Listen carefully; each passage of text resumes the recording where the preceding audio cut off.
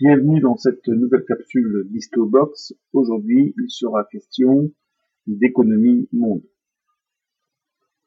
Dans la capsule précédente, nous avions vu que la croissance économique, née avec l'industrialisation, a connu des mutations profondes.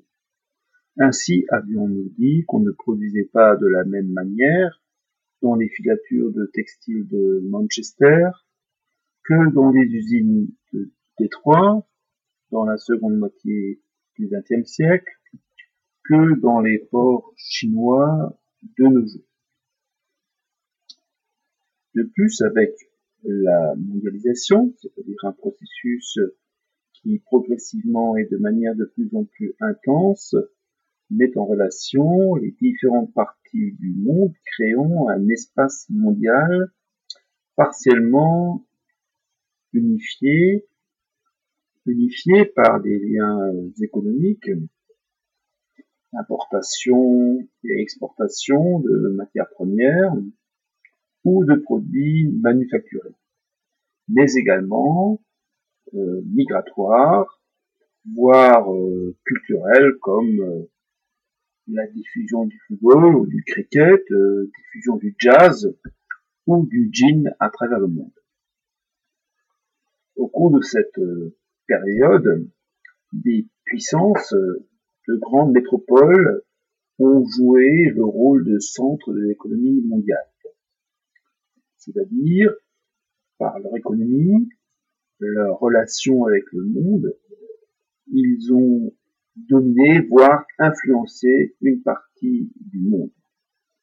Nous dénommons ces ensembles des économies mondes.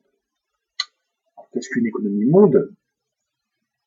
C'est avant tout un concept défini par l'historien Fernand Braudel, qui le premier, en travaillant sur la Méditerranée, a imaginé et conçu ces ensembles.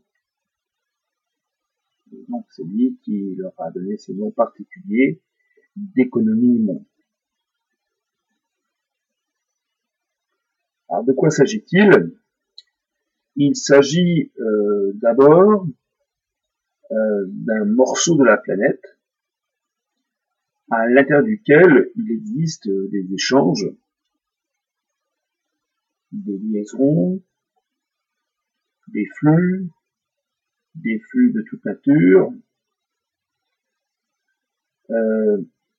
de telle manière que cette partie du monde n'a pas besoin du reste du monde pour se développer. Ce fut déjà le cas dans le passé. Par exemple, l'Empire romain était une forme d'économie monde, ainsi que le monde musulman à son apogée, au XIIe siècle, ou encore, plus loin de nous, du monde chinois, centré autour de la mer de Chine.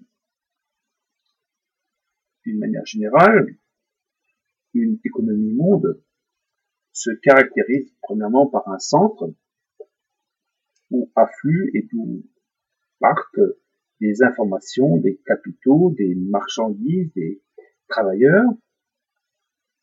Autour de ce centre va exister une périphérie intégrée au centre, c'est-à-dire un ensemble d'espaces, de territoires, avec qui le centre va avoir des relations plutôt privilégiées. Et enfin, exclut une périphérie marginalisée, c'est-à-dire un ensemble de territoires totalement exclus de l'économie monde. De 1850 à nos jours, vont ainsi se succéder trois grandes économies monde. L'économie monde britannique, de 1850 à 1914, voire un peu au-delà, on peut aller jusqu'en 1939. L'économie monde américaine qui succède, donc de la fin de la Première Guerre mondiale ou à partir de 1945 jusqu'aux années 70.